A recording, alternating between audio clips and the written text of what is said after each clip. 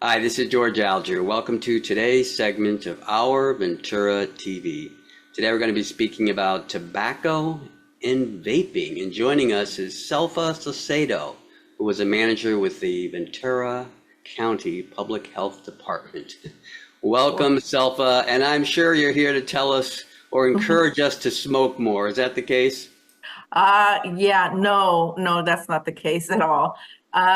Ventura County Public Health Tobacco Policy Program works to inform the community about the negative health effects of tobacco, and we work to educate. We work to reduce the availability of tobacco products to youth and exposure to secondhand smoke. So our goal is to reduce tobacco use and tobacco-related illnesses and death. So quite the opposite, but thank you for thank you for asking. All right. And let's talk about vaping here as well. I'm not sure that everyone equates vaping with smoking. Yeah, I think a lot of people have misunderstand what vaping is actually. They perhaps feel that it is a safer option and that it is a quit technique that will help them to actually quit. But what we're seeing is quite the opposite. Vaping products actually contain nicotine, which is the addictive element in tobacco use.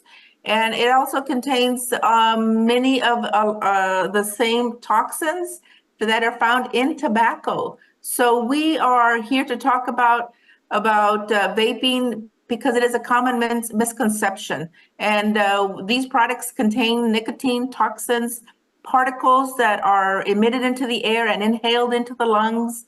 And we need to pay attention to this because we have seen that in the last 2 years, there has been a 218% increase in vaping among middle schoolers. So it is real, it is happening. And vaping is something that the County Ventura Public Health Department, we're deeply concerned about the rising number of teens that are using flavored cigarettes. Okay, now I want to unpack that a little bit here. So in terms of just comparing vaping to smoking, is it just as harmful or more harmful or a little less harmful? It is just as harmful, if not more. The tobacco industry uses a highly concentrated form of nicotine called nicotine salts that's engineered for vaping.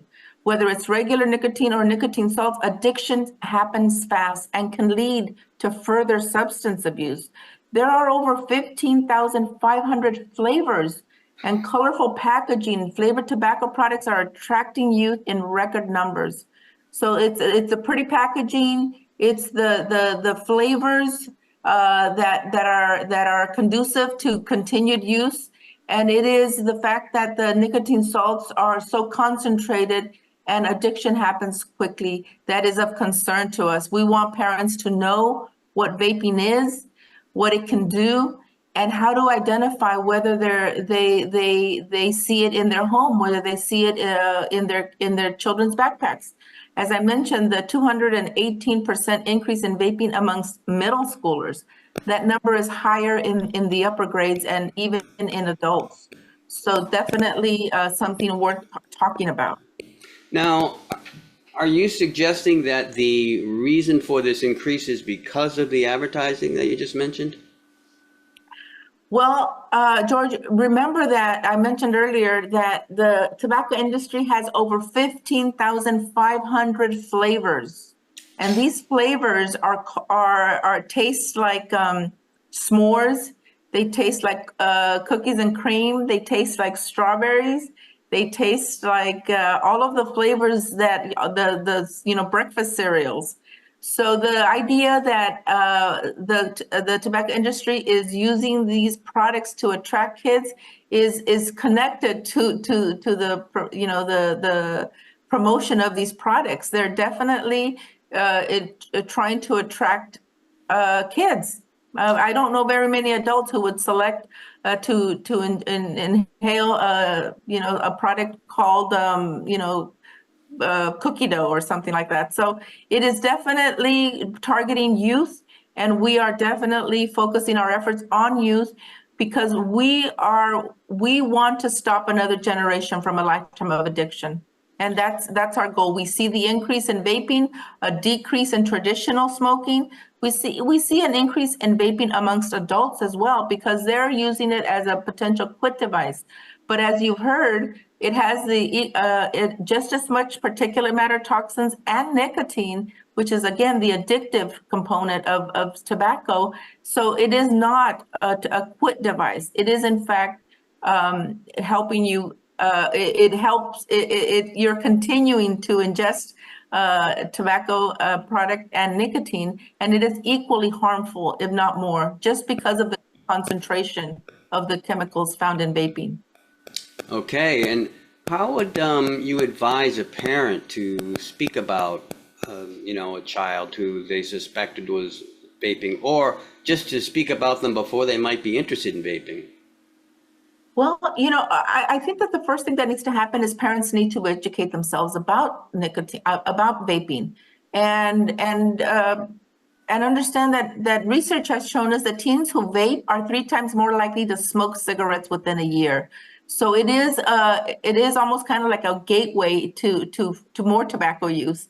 Most kids don't realize that flavored e-cigarettes are high in nicotine. The sweet flavors mask the harsh taste of tobacco, making it easier for kids to smoke.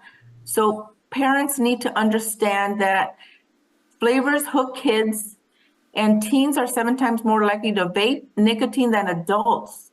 And 4 out of 5 kids who vape nicotine use flavors. So they're using vaping because of the flavors, because of they don't taste the harshness of tobacco. So this is something where parents can learn more and be prepared to have these conversations with their kids before they smoke. As I mentioned, we're talking about an increase amongst middle schoolers. That means that kids are starting quite young. And because it is there's a misconception that it's safer, younger kids are using it because they don't realize that it contains nicotine. And it's a common misconception. And that's what we're here to talk about. We want to eliminate that misconception. Vapors in vaping cause a plume, which is an aerosol, not a vapor. People think it's a vapor, but this aerosol contains toxins and particles with varying degrees of toxins, and these are taken into the lungs and can cause not only addiction but many of the same health effects to the lungs and to the respiratory system that tobacco does. Okay, Selfa, we're almost out of time here. I wonder if you could give us a website that people could go to for more information, and Absolutely. if you have a summating message for the viewers as well. Absolutely. Thank you so much. For more information, for an educational materials, resources, just to talk to somebody about how to talk to your kids, please visit us on smokefreevc.org. Smokefreevc.org for more information. Visit us on Facebook at Ventura County ASH on smoking and health. If you're ready to quit smoking or vaping, or if you want to talk to somebody about smoking and vaping, please call 805-201-STOP. 805-201-STOP. That's 201-7867. 201-STOP.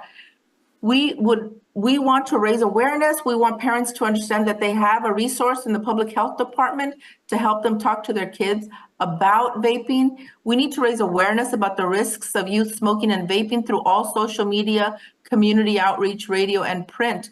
Our coalition is doing just that. We want to help parents talk to their kids, and we want youth to be able to make healthy choices about vaping and about tobacco use. And if it takes, using every form of social media and that's out there, we want to take advantage of it, because we want to reach kids everywhere to let them know that they need to, if they want to make a healthier choice, they need to inform themselves and get educated on the dangers of vaping. Thank you very much, Selfa. We're going to wrap up here. This is George Alger signing off for this segment of Our Ventura TV. Until we meet again.